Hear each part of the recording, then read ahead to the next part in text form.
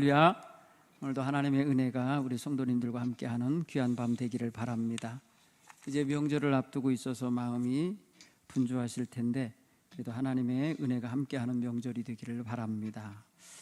오늘 예수님께서 제자들에게 가르치시는 말씀의 내용은 여러 주제가 들어 있습니다만은 특별히 저는 오늘 그 중에 하나를 가지고 함께 나누려고 합니다. 하나님을 두려워하고 하나님을 두려워하는 신앙인으로서 어디서나 주님을 시인하고 고백하는 성도로 살자는 것입니다.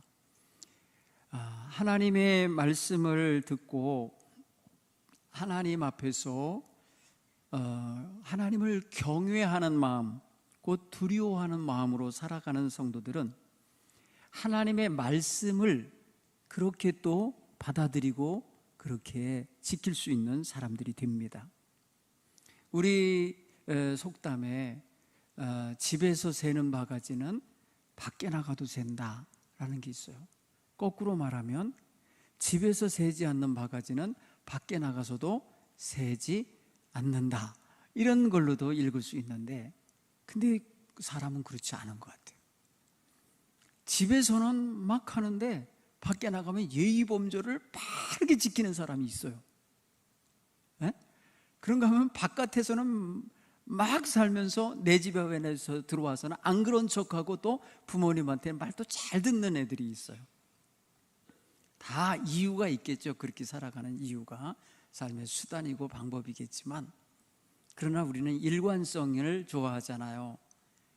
그러니까 집안에서도 부모 말씀에 잘 순종하고 우더르는 공경할 줄 아는 그 예의 범절 잘 지키는 아들이 밖에 나가서도 다른 사람, 다른 집의 어른들, 선생님들이나 아니면 이웃 어른들을 잘 공경하는 모습으로 나타나면 그 아이는 바깥에서도 칭찬받고 안에서도 칭찬받겠죠. 그렇죠? 이게 굉장히 중요한 모습이거든요. 일관성 모습이에요. 여러분, 왜 예수님께서 너희가 사람들 앞에서 나를 시인하면 나도 하늘에 계신 내 아버지 앞에서 그를 시인하고, 누구든지 사람들 앞에서 나를 부인하면 나도 하늘에 계신 내 아버지 앞에서 그를 부인하리라, 이런 말씀을 하셨을까요? 여러분, 당시에 예수님을 믿고 따른다고 하는 것이 사회적으로는 여러 가지 불리한 조건 속에 하나가 되고 말았어요. 예수를 따르는 그 몇몇 섹타화된 사람들이 이렇게 따른다고 하고 그들을 추종하고 그들과 함께 동행한다고 하면은 일반적인 기득권을 가진 유대교 지도자들이 보는 눈에는 가시같이 보일 거고요. 그리고 일반인들도 굉장히 꺼리고 경계하는 그런 모습이 될 거라는 거예요. 왜냐하면 예수 믿는 사람들에게 당시에 서서히 압박이 가해져 오고 환난과 핍박이 다가오고 있었어요. 특히 예수를 잡아서 죽이려고 하는 분위기가 감돌기 시작했어요. 예수님께서 당시에 기득권을 가지고 있는 종교 지도자들의 눈밖에 나기 시작했어요. 힘을 가진 자들을 예수님이 책망하고 그들의 삶의 행태와 패턴을 잘못된 것으로 지적하시며 바른 길을 걷도록 가르치다 보니까 그동안의 서기관들이나 교회 종교 지도자들이 회당이나 백성들 공중 모임에서 가르치고 또 강조했던 것과 위배되는, 좀 뭔가 틀리는 이런 가르침이 자꾸 쏟아져 나오는 거예요. 그러니까 예수님에 대하여 불편하게 느끼기 시작한 거예요. 그래서 예수님에 대하여, 예수님을 따르는 사람들에 대하여 이 의구심을 갖고 초점을 갖고 이제 중앙의 종교 지도자들이 예수님이 다니는 곳에 일거수일투족을 감시하고 그것을 살펴보는 사람들을 파견하게 돼요. 그 예수님이 다니는 곳에 예수님의 비판의 대상이 됐던 서기관들도 따라붙고 바리새인들도 따라붙고 사두개인들도 섞여 있고 막 이러면서 예수님을 감시하는 눈초리가 있을 때입니다. 그러니까 사람들은 예수님을 따르고 믿는 사람으로서 그런 정체성과 그런 멤버의식을 가지고 드러내놓고 나는 예수를 따르는 사람입니다 라고 드러내기가 쉽지 않았던 거예요. 당시 상황에서는 그래요. 소수의 경건주의자 같고 소수의 특별한 가르침을 받는 무리처럼 보이는 거예요. 게다가 이들 무리가 대부분 다 저 북쪽 변방 갈릴리 출신들이에요. 그 유대 사회, 주류 사회에서는 무시당하는 사람들, 시골 사람들, 촌뜨기들로 여기는 사람들이 특별한 가르침을 주고 사람들에게 인기가 모아지고 주목을 받고 있다는 사실에서 상당히 불편했던 거예요. 수많은 사람들이 구름대같이 예수님을 찾아 따라다녔고 예수님이 전하시는 말씀에 귀를 기울이며 이전에 배웠던 것과 다른 깨달음을 얻기 시작하는 게 불편했던 거예요. 그래서 예수님에 대하여 모욕을 하기 시작했어요. 처음엔 예수가 놀라운 능력을 행하니까 귀신도 내어찍고 쫓고 병마도 고쳐내고 그러시니까 마귀의 우두머리인 바알세불에 집혔다. 곧 귀신의 왕에게 사로잡혀서 그 능력을 빌어서 병을 고치고 귀신을 내어 쫓는다고 예수님에 대하여 모욕을 했었어요. 사랑하는 성도 여러분, 예수님의 흠집을 내는 거예요. 예수님을 따르지 못하게 만들려는 종교 지도자들의 조작인 거예요. 그게 예수님을 향하여서 모두가 박수치며 환영했던 게 아니라는 걸 그 사회 분위기에서 느끼셔야 돼요. 그래서 예수님을 향하여 귀신 들린 자라고 그러는 바람에 예수님의 친척들이 예수님을 찾아서 잡아가려고 집에 가져다 데려다가 나사렛 그 산골에 가서 가둬놓으려고 찾으러 돌아다녔다니까요. 그런가 하면 예수님의 가족들도 찾아와서 면회를 하고 가족들도 그 상태를 파악하고 가족들도 염려하는 그런 지경에까지 간 거예요. 예수님을 그렇게 흠집을 내며 예수님의 권위를 떨어뜨리고 예수님께로부터 무슨 말씀을 듣고 배우는 것에 대하여 거부감을 갖도록 작동을 한 거죠. 그때에 예수님은 너네들 제자들에게 말하는 거예요. 바알세불이라고 하는 자들, 그렇게 그들로 하여금 뒤집어 씌워서 우리를 얽어매려 하는 저들의 조작들 다 그런 거 두려워하지 말아라. 그리고 그것 때문에 염려하지 말라고 가르치는 거예요. 특별히 예수님과 같은 권세와 능력을 힘입으면 바알세불이 아니라 모래도 다 다스리시고 내어 쫓으시는 권세를 가지셨었잖아요.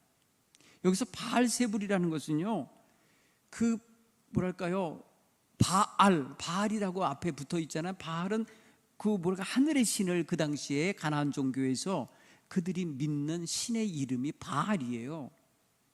그러니까 바알의 우두머리라는 뜻이에요. 바알은 또 바알이라는 우상이 많은 사람들 속에서 섬겨지고 있는데 그거의 최고 우두머리 신이 바알세불인 거예요.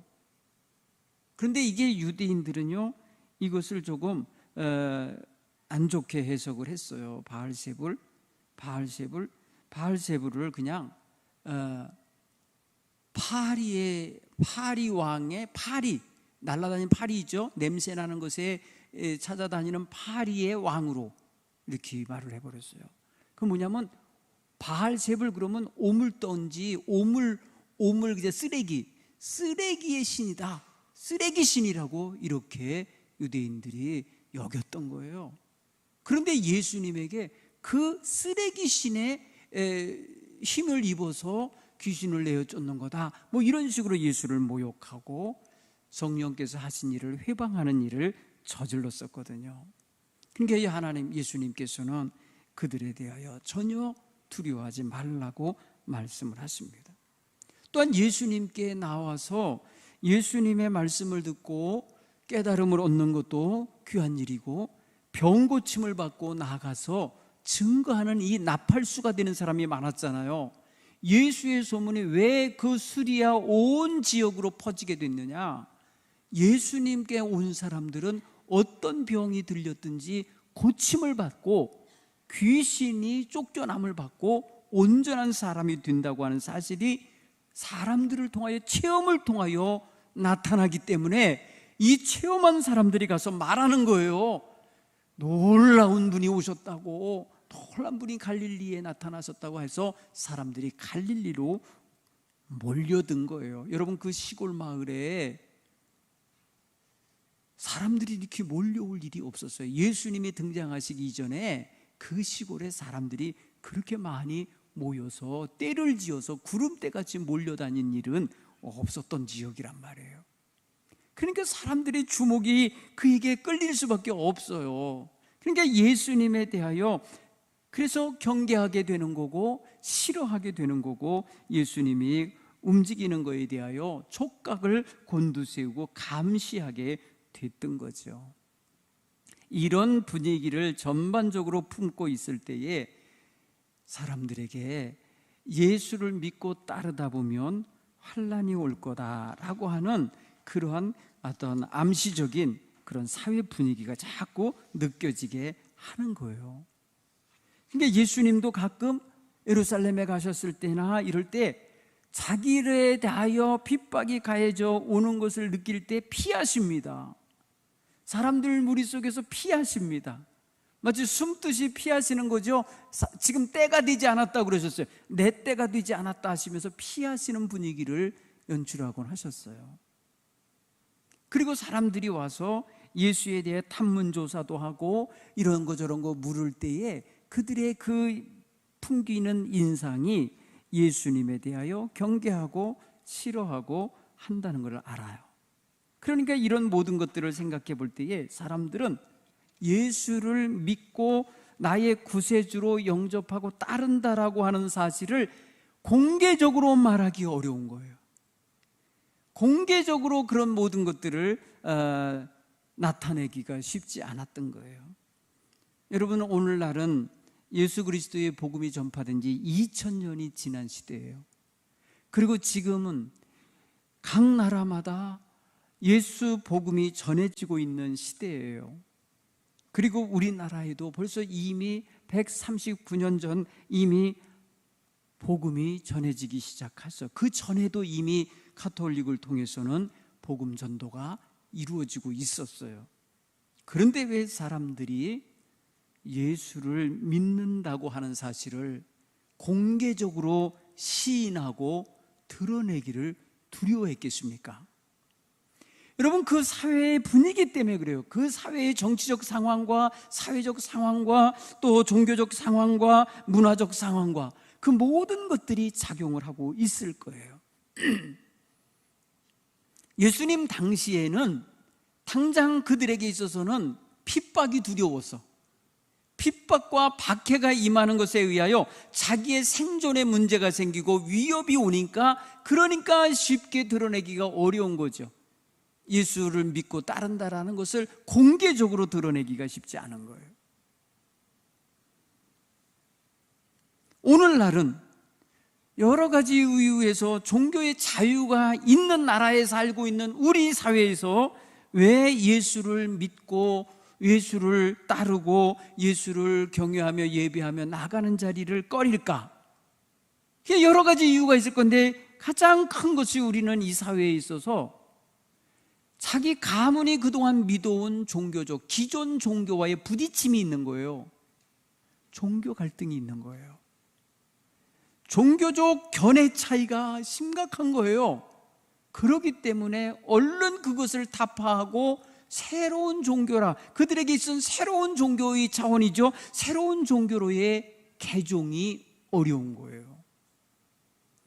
여러분, 우리가 아주 고급 주택을 아파트를 사서 이사하는 과정도 많이 고민한다고 그래요.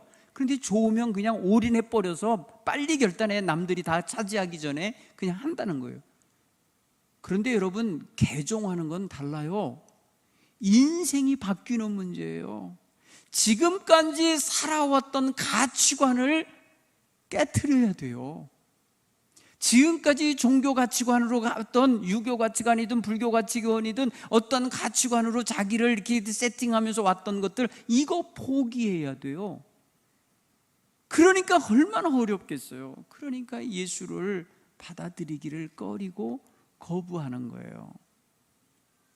내게 다시 그런 말 하지 말아줬으면 좋겠다고 정중하게 거절하는 사람도 있고, 다시는 우리 집에 그런 말 할 거면 오지 말라고 절교를 선언하는 사람도 있고, 그러는 거예요. 어떤 사람은 저주도 하고 욕도 합니다. 이런 여러분 종교적 관념의 차이는 굉장히 심각한 거예요. 그런 면에서 생각해 볼 때에 여러분들이 지금 여러분 집안이 몇 대 전만 해도, 그죠? 할아버지 대 거기만 올라가도 벌써요 딴 종교에 있었을 거예요. 다른 종교에. 저도 저희 할아버지, 친가 할아버지 쪽으로 보면 미신에 사로잡혀 있었어요. 미신. 그러니까 그 할아버지의 아들인 저희 아버지, 그리고 제 때 와서 제가 목사가 돼 있잖아요. 굉장한 변화가 온 거예요. 이 집은요 지금 완전히 그 집안 분위기에서 이거 단절되지 않으면, 거기서 끊어져 나오지 않으면 안 되는 상황인 거죠. 여러분, 오늘날 믿지 않는 집안에서 예수 믿고 그 가정을 인가기도 시키기까지는요 굉장한 세월이 필요한 집들이 있어요. 이게 여러분 예수를 받아들이고 나의 구세주로 시인하기가 어려운 기본적인 구조예요. 거기에다가 요즘에는요 과학적인 세계관, 이성적인 사고방식이 굉장히 크게 작용하는 시대예요. 지금 이 시대는 이성이 지배하고 있는 시대예요. 종교적 관념보다도 자기들의 판단과 자기들의 배운 지식과 과학적인 우주관과 이런 걸 가지고 접근하는 사람들이 많은 시대라 예수를 구세주로 영접하기가 어려워요. 성경의 이야기가 다 거짓말처럼 기록된 걸로 보여요. 그러니까 접근이 안 되는 거예요. 세 번째는 문화적인 영향이 큽니다. 타종교로 문화화 형성된 나라가 있어요. 국교가 타종교인 국가가 있어요. 그러니까 기독교를 배타하는 종교가 있다고요. 그런 이슬람 같은 종교에서 태어난 사람은요 나면서 죽을 때까지 이슬람밖에 몰라요. 다른 세계를 접할 기회가 없었어요. 접하면 죽는 줄 알아요. 접하면 죽여버려요 진짜. 이런 핍박이 실제로 있다고요. 그러니까 저들에게서는 정말 생존의 문제도 되지만은 이 사회에서 완전히 왕따를 당하는 거예요. 사회 속에서 완전히 존재할 수가 없고 설 수가 없는 그런 사회 구조를 형성하고 있어요. 기가 막히죠. 네. 그러니까 이런 문화적인 배타성, 문화적인 어떤 그 사고방식에 단단하게 아주 뚝방처럼 세우고 있는 이런 세계 속에서 태어난 사람은 그 뚝방 바깥을 몰라요. 그래서 뚝방 바깥의 이야기를 얘기해줘도 못 알아들어요. 또 그래서는 안 되는 줄 알고 터부시합니다. 이게 굉장히 우리가 복음 전하는 데 장애가 되고 걸림돌이 되고 있는 부분일 거예요. 나가서 또 심각한 것이 있습니다. 지금 한국의 종교관을 생각해 보면요 지금 심각한 진단이 나오고 있어요. 우리나라의 50% 이상이 무신론자예요. 무신론이라고 하는 이런 관념이 있잖아요. 신은 없다. 신이 어디 있어? 내가 사는 날 동안 내가 알아서 사는 거지, 내가 누구에게 기도를 하고 내가 누구에게 인도를 받아 나는 내가 살 수 있어 하면서 무신론적 시각이 강합니다. 열에 5명이 그렇다는 거예요. 신앙 없어요. 신앙 관심 없어요. 여러분 지금 말입니다. 10명이 모였다 그러면 그 중에 5명은요 아예 교회든 절이든 어디든 안 가는 사람 5인 거예요. 그러니까 여러분 절반의 사람들은 지금 아예 종교관념이 없어요. 근데 신학자들은 고대부터 이 나라에는 오래전부터 종교적 신심이 있었다고 진단합니다. 그래서 샤머니즘과 토테미즘이 있었어요. 그래서 말입니다, 우리나라에는 태백산에서 마늘 먹고 여자가로 변한 웅녀와 천웅이 하늘의 아들이 만나서 그래서 신단수 아래에서 결혼하여서 가정을 이루어서 자손의 만대를 번영케 하는 단군 신화 이야기가 나오잖아요. 이게 여러분 토템 신앙이에요. 그런가 하면 여러분 보세요. 고려 시대의 불교가 굉장히 엄청나게 어떤 번성했다고 하는 그런 시대, 신라 시대 이런 때 그들이 산에 올라가서요 산신령도 만나고 내려오는 산신제도가 있어요. 산신. 그 불교랑 이렇게 연결돼서 도교랑 연결되고 이렇게 다 짬뽕이 되어 있는 종교가 있어요. 선왕당들 만들어 놓고요, 무슨 이런 거 있잖아요. 산신제들 있고요, 동네에 큰 나무가 있으면 거기다가 1년에 한 번씩 막걸리 걸어 불어놓고 뭐 하는 거 있잖아요. 마을 신이라고. 이런 것들이에요. 이게 여러분 우리 민족 속에, 우리 사회 속에, 이 사람들 속에 그게 잠재되어 있다니까. 그런 게 있다니까요. 그런데 지금 이 종교관, 저기를 조사를 해보면은 나는 아무것도 안 믿는다고 하는 사람이 열에 5인 거예요. 5이 넘어요. 그런데 그들 이면에는 그런 게 있는 거예요. 그래서 고난을 당하고 환난을 당하면 안 믿는 사람도 하나님 찾는다는 거 아니에요. 그때 가서 도와달라고. 중요한 건 여러분, 오늘 우리 교회에 다니고 있는, 교회에서 예수를 믿는다고 고백하는 사람들조차도 세상 어디를 가든지 내가 예수쟁이요, 내가 예수의 제자요, 내가 하나님의 자녀요라고 하는 걸 당당하게 시인하며 사는 이들이 그리 많지 않다는 거예요. 숨기고 살거나 아니면은 굳이 말할 필요 없다고 생각하는 거죠. 왜 그러냐? 그게 편하거든요. 왜? 그래야 마음대로 살 수 있거든요. 예수 믿는 사람이 속일 수 없고, 예수 믿는다고 밝힌 사람이 남에게 더 이익 보려고 말이야 물건 깎자고 할 수 없고 막 그렇잖아요. 사랑하는 성도 여러분, 대부분 다 뭐 때문인가 보면 자기 이익 때문이에요. 오늘 예수님께서 우리에게 도전하시는 거예요. 내가 세상 누구든지, 세상 누구 앞에서든지 어떤 상황에서든지 나를 시인하기를 원한다. 그러나 너희가 나를 시인하지 못하면 나도 하나님 앞에서 너희들을 시인할 수 없다. 이렇게 말씀하시는 건 굉장히 중요한 부분을 우리에게 도전하시는 거예요. 네 입에서 말하는 고백, 네 입에서 사람들 앞에서 나타나는 시인함이 내가 하나님 앞에서 너를 놓고 시인함과 연결하시겠는 거예요. 여러분, 이거를 도전을 받으셔야 돼요. 그러므로 올 한 해 여러분 지내시면서 어디 가든지 누구 앞에 서든지 나는 그리스도인입니다, 아멘. 이걸 말할 수 있어야 돼요. 나는 그리스도인입니다. 나는 예수를 나의 구세주로 믿고 사는 사람입니다.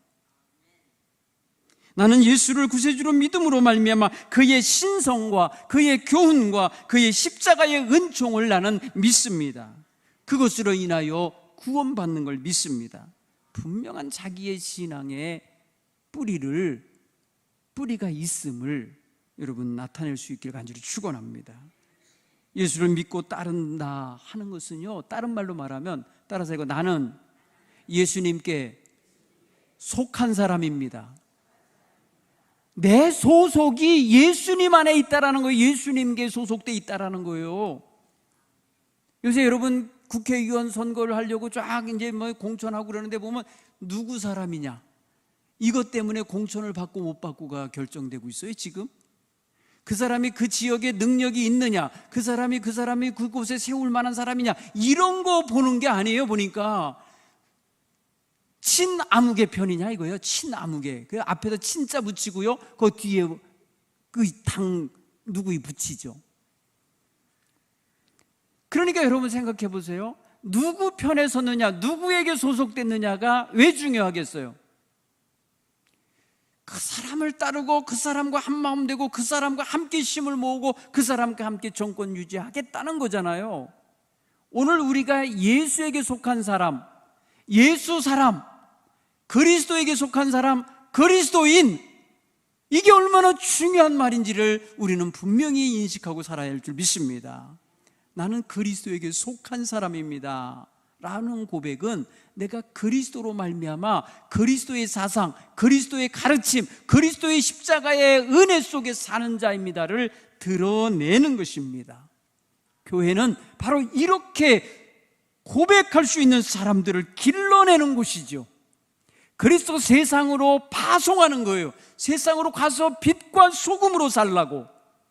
그리스도인은 세상의 빛과 소금이라고 주께서 말씀하셨으니까 교회에서는 빛과 소금이 되는 그리스도인을 길러 세워내야 하는 게 사명인 거예요. 그래서 교회는 기독교 교육이라고 하는 사명이 있어요. 완전히 중요한 거예요. 이게 전도하는 데 기본 바탕이 되는 거예요. 그리스도인다운 삶을 살아야 그 사람의 언행을 보고 그 사람이 전하는 복음을 받아들일 수 있는 거예요. 그리스도인답지 못하게 살고 그리스도의 얼굴에 먹칠하는 삶을 사는 사람이 복음을 말해봐야 듣지를 않아요. 여러분, 이게 얼마나 중요한 문제예요. 그렇죠? 내가 그리스도에게 속한 사람으로서의 자기 정체성을 가지고 그리스도를 믿는 자의 신앙의 핵심적인 내용을 내 삶의 기본 지침으로 삼고 살아가는 성도가 되어야 어디 가서도 그리스도의 영광을 드러내는 사람, 그로 인하여 복음 전도를 이루어낼 수 있는 사람이 되는 거 아니겠어요? 그래서 가장 가까운 사람들에게 먼저 인정받으셔야 돼요. 가장 가까운 사람들에게 먼저 내가 그리스도인이라는 걸 인정받도록 살아가기 바랍니다. 그게 누구겠어요? 가족이에요. 가족. 내 가족이 내가 그리스도인인 것을 확실하게 인식해야 돼요. 교회 다니는 사람이 아니에요. 일요일만 되면 교회 가는 엄마, 아버지가 아니라 그리스도인이라고 인정을 받아야 돼. 그리스도인. 예수 정신으로 살고 예수 십자가의 은혜로 살고 자신의 허물과 죄가 있으면 그 십자가 앞에 가서 부르짖어 눈물을 흘려 회개하고 하나님의 말씀대로 살아내려고 몸부림치는 삶을 우리의 가족들이 알아야 돼요. 그래야 진짜 그리스도인이구나. 그래야 말이 씨알이 먹힌다는 표현 쓰자면 소위 말해서 열매를 맺을 수 있도록 그 사람들의 마음속에 심어지는 거예요. 거기서 조금 더 가까운 사람을 찾으면 친구와 직장 동료들일 거예요. 친구와 친척과 직장 동료들이 가족, 친가족보다 조금 사이가 떨어져 있다, 거리가 있다 해도 가까운 사이예요. 여러분이 무슨 일이 있으면 찾아올 사람들, 잔치가 있다, 초상이 났다 그러면 찾아올 사람들, 가까운 사람들이에요. 그들 중엔 다 예수 믿는 사람만 있는 게 아니잖아요. 그러니까 그 가운데 예수 안 믿는 사람들에게 진짜 그리스도로 인정받는 삶을 살아내셔야 돼요. 물론 예수 믿는 다른 교회 다니는 친구들도 있고 친척들도 있냐, 그들에게도 진짜 예수 잘 믿는 사람으로 인정받으셔야 돼요. 그게 굉장히 소중한 거예요. 여러분, 이게 어떻게 보면 우리 신앙생활에 굉장히 중요한 포인트입니다. 하나님은 다 보고 계시고 알고 계시잖아요. 그러니까 다른 어떤 봉사활동, 전도활동, 무슨 활동도 다 중요하지만 자기의 삶, 평소의 삶이 그리스도인의 삶이 되도록 살아내시길 간절히 축원합니다. 그러면요, 여러분 때문에 여러분 가까이에 있는 가족과 주변 사람이 행복해요. 여러분, 예수님이 있으면 우리 곁에 행복하잖아요. 예수님이 우리와 함께 하다고 생각할 때는 그 자체로다가 든든하고 행복한 거 아닙니까? 그렇다고 볼 때 여러분들이 그리스도인다운 그리스도인이 되어서 여러분 주변 사람들을 따뜻하게 하고 그분들에게 향기롭게 하고 그분들에게 덕스럽게 하고 그분들에게 밝은 빛이 되어서 사시면 여러분 존재 자체가 그분들에게는 복입니다. 복. 이게 복인 거예요. 임복이라 그러잖아요. 여러분들이 바로 임복 덩어리가 되셔야 할 줄 믿습니다. 하나님은 아브라함을 택하시면서 너는 복의 근원이 될지라. 선택받고 구원받은 자에게 주신 축복이 너는 모든 사람에게 복의 근원이 될지라. 누구든지 너를 축복하는 자는 내가 복을 주고 누구든지 너를 저주하는 자에게 내가 그에게 저주하리라 하시면서 복의 기준점으로 삼으신 거예요. 오늘 우리 그리스도는 다 아브라함의 자손이라고 그랬어요. 예수 안에 있는 것 때문에, 예수 그리스도의 사람인 것 때문에 우리는 아브라함의 자손이 받아야 할, 그런 누려야 할 복을 다 누릴 수 있게 됐다고 그랬어요. 그러면 오늘 우리의 삶 전체가 주님을 드러내는 아름답고 복된 삶이 되게 살아가시기 바랍니다. 여러분, 최소한의 삶으로 하나님을 믿는 그런 생색을 내는 신앙인 되지 말고 최대한으로 하나님을 기쁘시게 하기 원하는 이런 사모하는 심령들이 되시길 바랍니다. 최소한의 모습 있잖아요. 그거 주일날 그 시간만 채우고 뭐 그런 거 있잖아요. 썬데이 크리스찬이 돼버리는 거, 그 다음에 최소한의 하루나 일주일에 한 번 정도 기도하는 거, 이 정도면 충분하지 뭐 이렇게 하는 태도들 여러분 다 걷어내시고 할 수 있으면 최선을 다하여 최대한으로 하나님께 다가설 수 있는 신앙 자세를 갖기를 간절히 축원합니다. 하나님은 이 모든 걸 보시며 우리를 칭찬하시고 우리에게 놀라운 은혜와 복을 주실 줄로 믿습니다. 예수님의 제자들이 왜 그렇게 예수님을 사랑한다 하며 따랐는데 무너졌겠어요? 거기에 지금 말씀드린 모든 것들의 맹점, 그들이 갖지 못한 빈 그런 허점이 있기 때문에 그래요. 저들은 세속적인 생활이나 욕망이나 생명에 대한 애착이나 사회에 대한 두려움이나 부정적인 압박에 굴하는 그런 마음을 가질 때 무너졌던 거예요. 오늘 저와 여러분, 이 시대가 뭐라고 말해도 나는 그리스도인이다 하고 확실하게 선포하고 말할 수 있는 귀한 성도들 다 되시기를 간절히 축원합니다. 기도하겠습니다.